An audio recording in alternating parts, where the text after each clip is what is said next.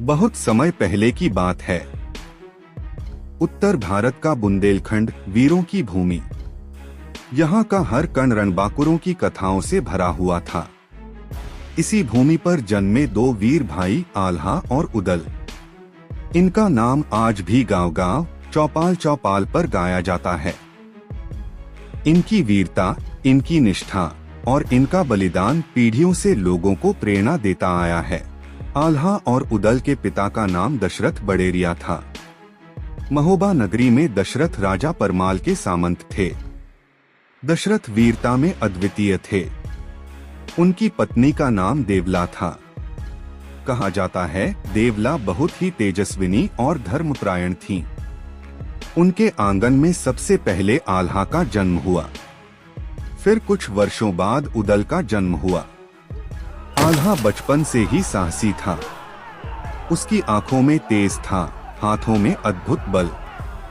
उदल चंचल था, परंतु अपनी वीरता में किसी से कम नहीं।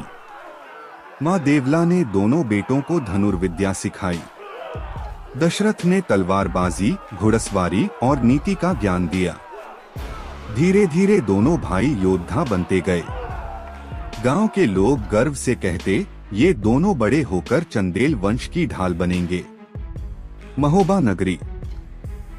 महोबा उस समय चंदेल राजा परमाल के अधीन था। राजा परमाल न्यायप्रिय थे। उनकी सेना में अनेक वीर सेनापति थे, पर आल्हा और उदल का कोई जोड़ नहीं था। बचपन से ही दोनों भाइयों ने परमाल के राज्य की रक्षा का प्रण ले लिया था। कहते हैं एक बार महोबा पर दुश्मनों ने अचानक आक्रमण कर दिया। राजा परमाल चिंता में पड़ गए। दशरथ युद्ध भूमि में गए और वीरगति को प्राप्त हुए।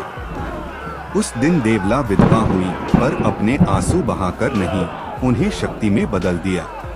पिता की मृत्यु के बाद आल्हा केवल 16 वर्ष का था, उदल मात्र 14 का। लेकिन पिता की वीरगति ने दोनों को असमय बड़ा कर दिया।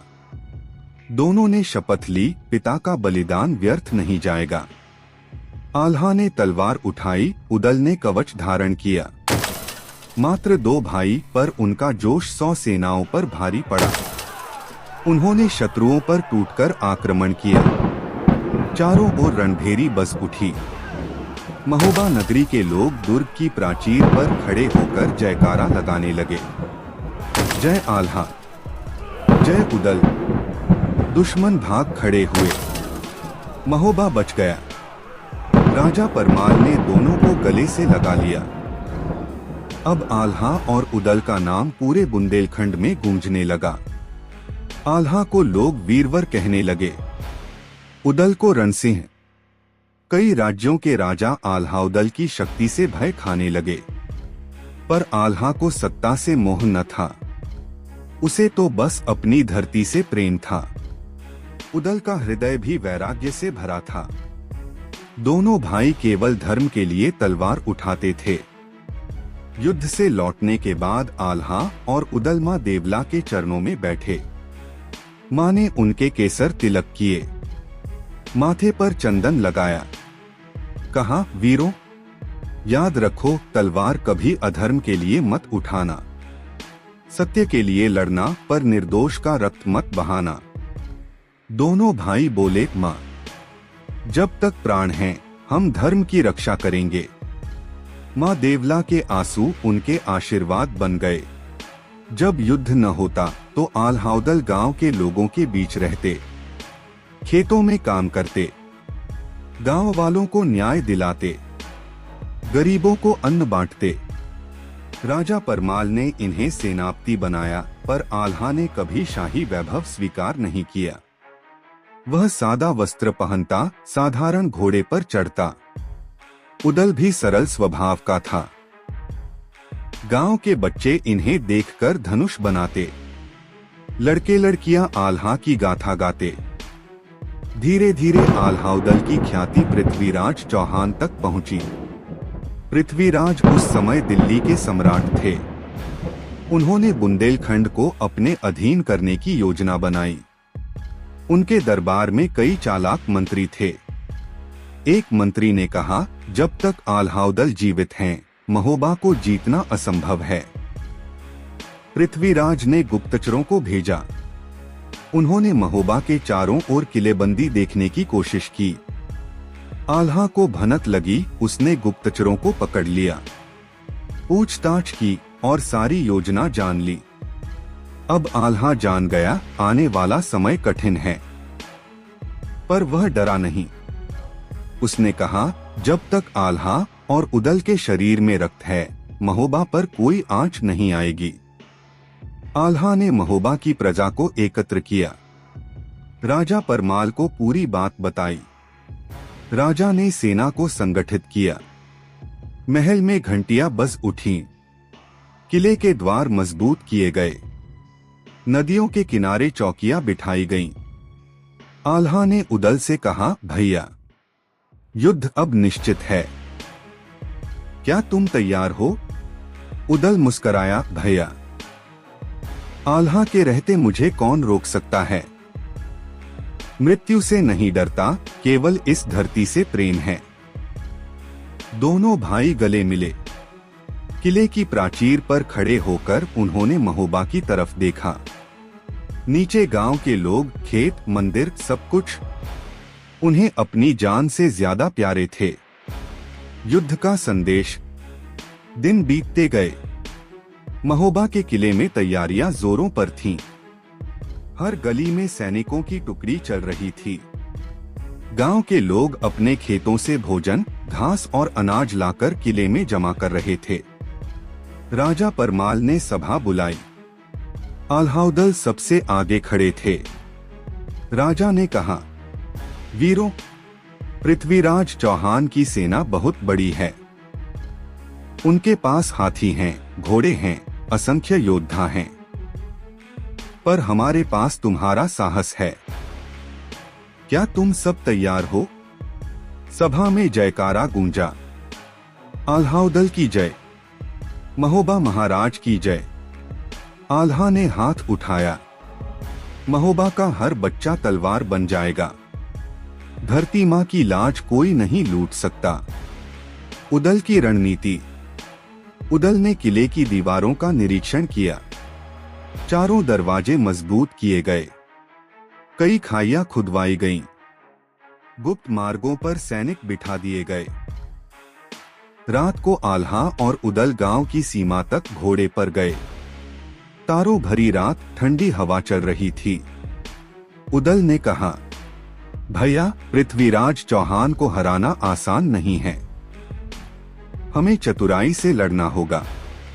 आल्हा ने कहा, उदल, वीरता चतुराई से ही पूरी होती है। हम महोबा में रहकर भी दुश्मन को थका देंगे। माँ देवला का संदेश। रात को दोनों भाई घर लौटे। माँ देवला दीपक के पास बैठी थीं। उन्होंने दोनों को पास बुलाया। माँ बोली, वीरों, याद रखो, युद्ध में गुस्सा तुम्हारा सबसे बड़ा शत्रु होगा। धैर्य रखो, नीति से काम लो। धरती माँ का अपमान मत होने देना। आल्हा ने माँ के चरण छुए। उदल ने माथा झुकाया। माँ ने दोनों के मस्तक पर हल्दी और चंदन का टीका लगाया। पहला टकराव। अगली सुबह सूरज की पहली किरण के साथ ही पृथ्वीराज चौहान की सेना महोबा के बाहर डेरा डाल चुकी थी। तंबू लग गए। हाथियों की चिंगाड़ से धरती कांप उठी। घोड़ों की टापों से धूल उड़ने लगी। पृथ्वीराज के सेनापति ने संदेश भिजवाया, आल्हा और उदल को कह दो, महोबा का किला हमारे हवाले कर दो, वरना खून की नदियां बहा देंगे। यह संदेश जब आल्हा तक पहुंचा तो उसके होठों पर हल्की मुस्कान आई। उसने संदेशवाहक से कहा, पृथ्वीराज से कह देना, महोबा तलवार से मिला था, तलवार से ही जाएगा। रणभूमि सजी। किले की दीवारों पर सैनिक खड़े हो गए, तोपों और धनुष बाणों से सज्जित। नीचे मैदान में पृथ्वीराज की सेना ने मोर्चा संभाला। आल्हा ने अपने सैनिकों से कहा, पहला वार हमारा होगा। हम दुश्मन को हमारी दीवारों के पास न आने दें। घोड़ों पर सवार होकर आल्हा और उदल सेना के आगे निकल पड़े। उनके पीछे उनका दल था।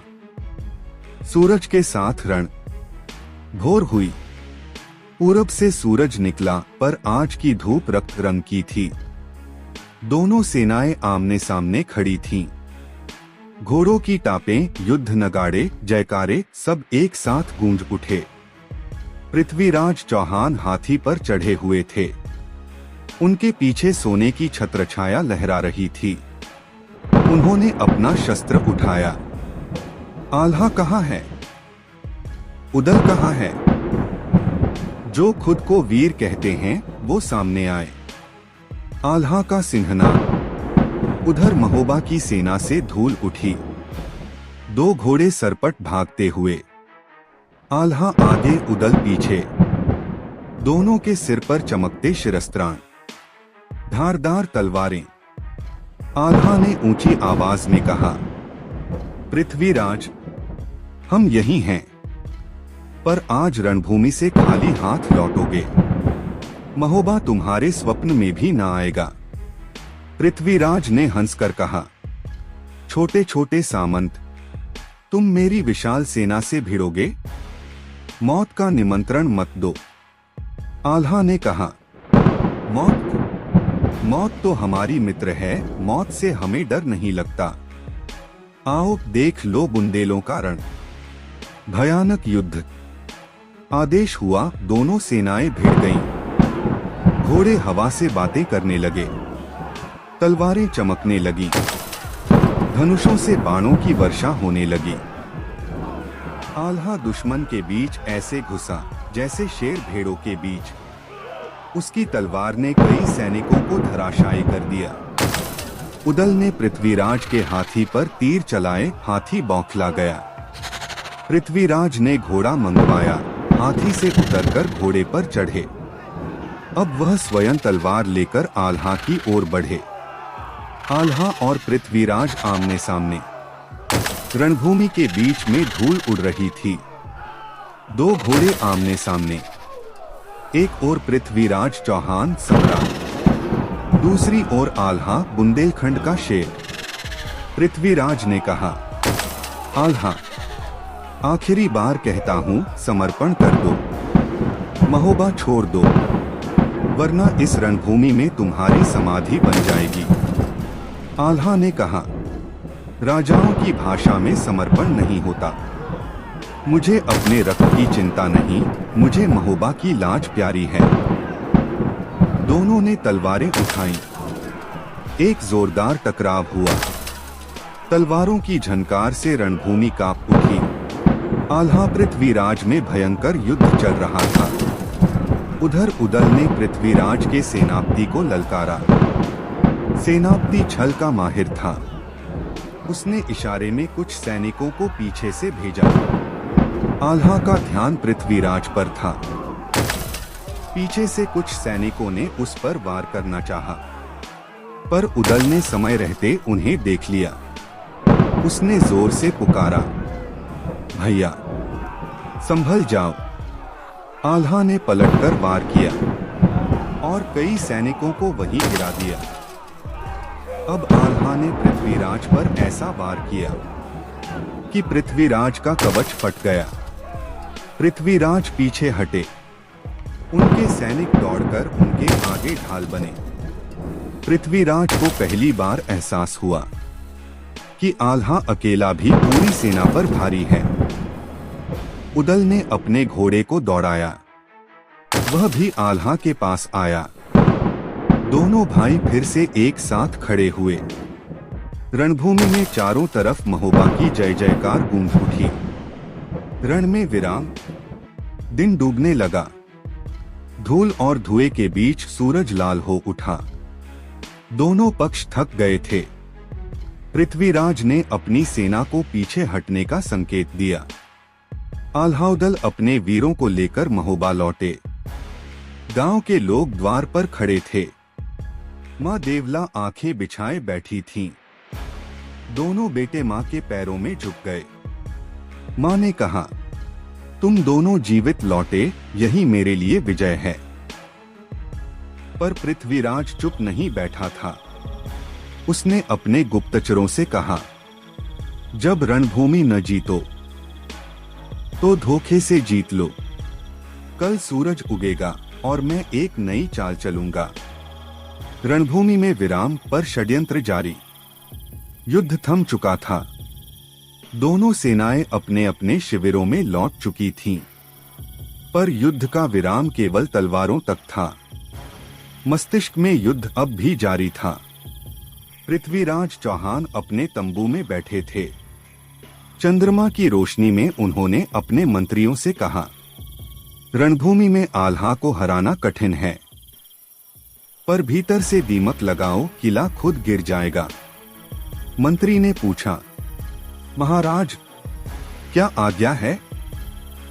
पृथ्वीराज बोले, महोबा के अंदर कुछ लालची लोग जरूर होंगे। उन्हें सोना दो, पद दो और आल्हा की जड़ काट दो। गुप्तचर की चाल। पृथ्वीराज ने अपने गुप्तचर वीरमल को बुलाया। वीरमल चालाक था, सांप की तरह फुर्तीला। पृथ्वीराज ने कहा, वीरमल, महोबा किले में जाओ, आल्हा के दरबार में घुसो। ऐसे लोगों को खोजो जो महोबा को बेच सकते हैं।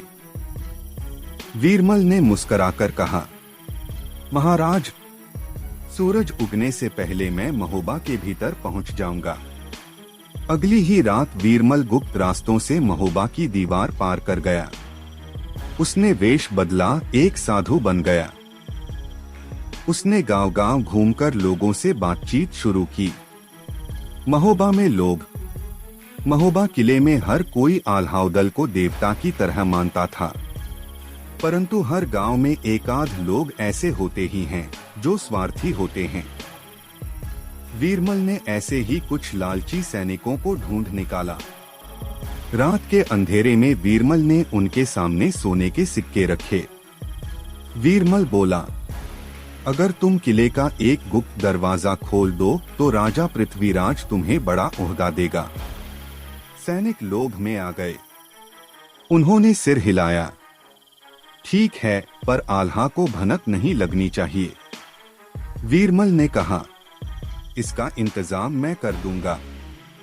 आल्हा की शंका। उधर आल्हा को कुछ अजीब सा महसूस हो रहा था। रात को वह किले की दीवारों का निरीक्षण कर रहा था। उदल उसके साथ था। आल्हा ने कहा, उदल, मेरी आत्मा कहती है कोई हमारे बीच गद्दार है। रणभूमि में तो पृथ्वीराज हमसे नहीं जीत सकता, पर अंदर से वार कर सकता है। उदल बोला, भैया, आप चिंता मत करो, मैं हर दरवाजे पर अपनी आंख रख दूंगा। अगर कोई गद्दारी करेगा तो उसे महोबा की मिट्टी भी जगह नहीं देगी। दोनों भाइयों ने सैनिकों को सतर्क रहने का आदेश दिया। सुबह आल्हा और उदल माँ देवला के पास पहुँचे। माँ तुलसी चौरे पर दीप जला रही थीं। माँ ने दोनों को देखा। वीरों, रणभूमि में वीरता जरूरी है, पर अंदर की आंख और भी जरूरी है। सावधान रहो। दुश्मन बाहर से नहीं, भीतर से वार करता है तो वो ज्यादा घातक होता है। आल्हा ने कहा, माँ, आपके आशीर्वाद से कोई किला नहीं तोड़ सकता।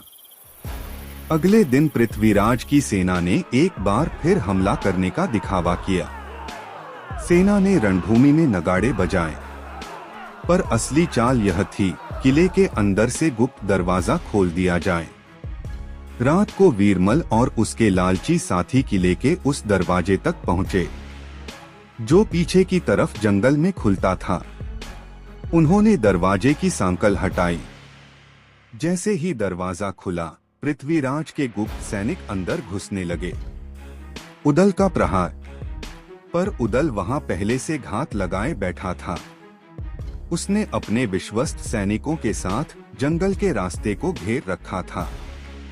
जैसे ही गद्दारों ने दरवाजा खोला, उदल ने तलवार खींच ली। गद्दारों, महोबा की मिट्टी में तुम्हारे लिए कोई जगह नहीं। तलवारों की झनकार सुनाई दी। गद्दार भागने लगे पर उदल के सैनिकों ने उन्हें पकड़ लिया।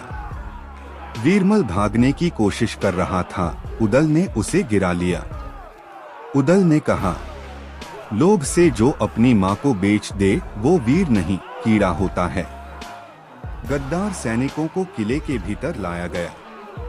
आल्हा सिंहासन पर बैठे थे। पूरा दरबार इकट्ठा था।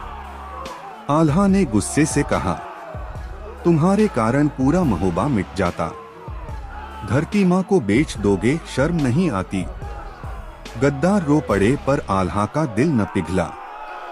आल्हा ने आदेश दिया, इनकी जगह केवल शमशान है, इन्हें उसी की तरफ ले जाओ। वीरमल का अंत। वीरमल भी पकड़ा गया। उदल ने उसकी ओर देखा। अब बताओ किसके कहने पर आए थे? वीरमल ने डरते डरते कहा, मैं पृथ्वीराज का गुप्तचर हूं, मुझे माफ कर दो। आल्हा ने कहा, जो अपनी मिट्टी से गद्दारी करे उसे माफी नहीं मिलती। उदल ने वीरमल को महोबा के दरवाजे पर ही दंड दे दिया। गुप्तचर वीरमल और गद्दार सैनिकों के अंत के बाद महोबा का हौसला और भी बुलंद था। पूरा किला एक कुटुंब बन गया था। हर दरवाजा, हर दीवार आल्हा उदल की आंखों में था। गांव के लोग फिर से खेतों से अनाज लाकर सेना को दे रहे थे। मंदिरों में दीपक जलाए जा रहे थे। धरती माँ को सभी प्रणाम कर रहे थे। माँ का स्पर्श। युद्ध से पहले की रात आल्हा माँ देवला के पास बैठा था। माँ ने उसके माथे पर हाथ फेरा। बेटा, यह रण तुम्हारी सबसे बड़ी परीक्षा है। तुम्हारे पराक्रम की खबर दूर दूर तक पहुंच चुकी है।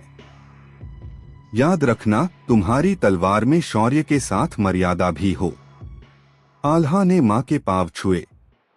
माँ, तुम्हारे आशीर्वाद से ही मैं अमर हूँ।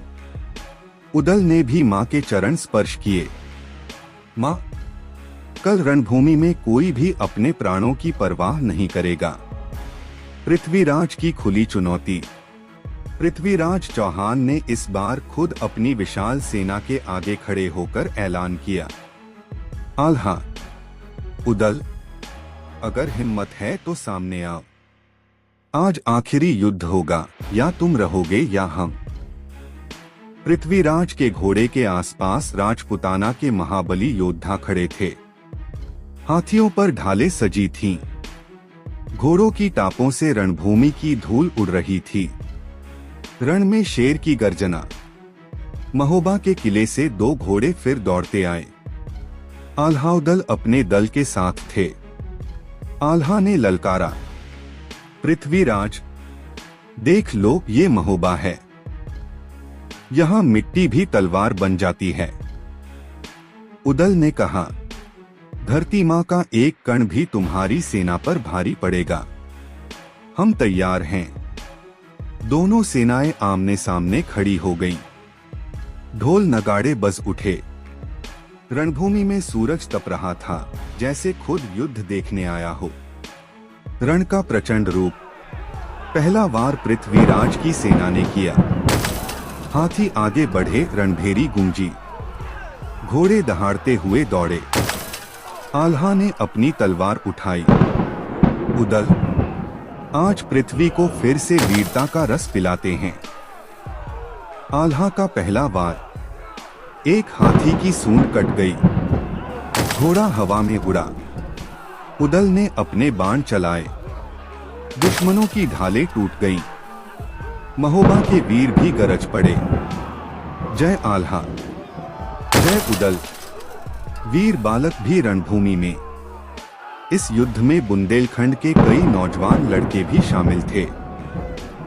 कई ने पहली बार तलवार थामी थी, पर आल्हा उदल को देखकर हर कोई शेर बन गया। कभी कोई बालक ढाल उठाकर आगे बढ़ता, कभी कोई बाणों की वर्षा करता। आल्हा ने एक किशोर को रोका, तुम्हारा युद्ध यह नहीं, खेतों में हल चलाना है।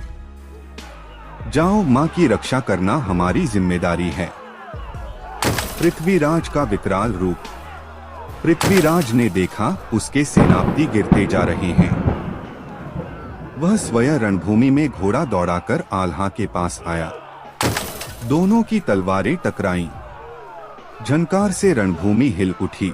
पृथ्वीराज ने कहा, आल्हा, रुक जाओ, तुम वीर हो, मैं तुम्हें अपना सामंत बना दूंगा। आल्हा हंसा, मैं तलवार इसलिए नहीं उठाता कि कोई मुझे सोने का सिंहासन दे। मेरे लिए मेरी मिट्टी ही राज सिंहासन है। फिर से तलवारें भिड़ गईं। स्पार्क्स निकलने लगे। धरती कांप उठी। उदल का अद्भुत पराक्रम। उदल ने पृथ्वीराज के एक सेनापति को घेर लिया। घोड़े की पीठ से उछलकर उसने तलवार घुमाई। सेनापति की ढाल गिर गई। उदल ने सिंह गर्जना की, जो महोबा की तरफ आंख उठाएगा उसकी आंखें यहीं छोड़ दूंगा। दुश्मन सेना में खलबली मच गई। कई सैनिक रण छोड़कर भागने लगे। धरती पर रक्त पर विजय का सूरज। युद्ध घमासान था। धरती लाल हो गई थी। आल्हा के हाथों में भी घाव थे, पर उसकी तलवार रुकी नहीं। उदल के शरीर पर भी चोटें थीं, पर उसका जोश और बढ़ गया। आल्हा ने पृथ्वीराज की तरफ देखा। सम्राट, अब लौट जाओ। महोबा की मिट्टी तुम्हें चैन से सोने नहीं देगी। पृथ्वीराज के सैनिक पीछे हटने लगे। कई घायल होकर गिर पड़े। रणभूमि में ध्वनि जयकार। अंततः सूरज ढलने लगा। रणभूमि में चारों ओर महोबा की जयकार गूंज गई। पृथ्वीराज को पीछे हटना पड़ा। आल्हाउदल ने दुश्मन को भगाकर ही दम लिया। गांव के लोग किले की प्राचीर पर खड़े होकर पुकार उठे, जय आल्हा, जय उदल, महोबा अमर रहे।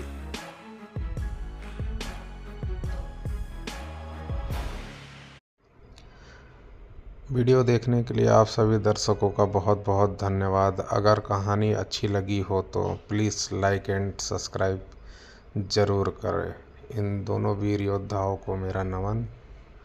हर हर महादेव, जय भोलेनाथ।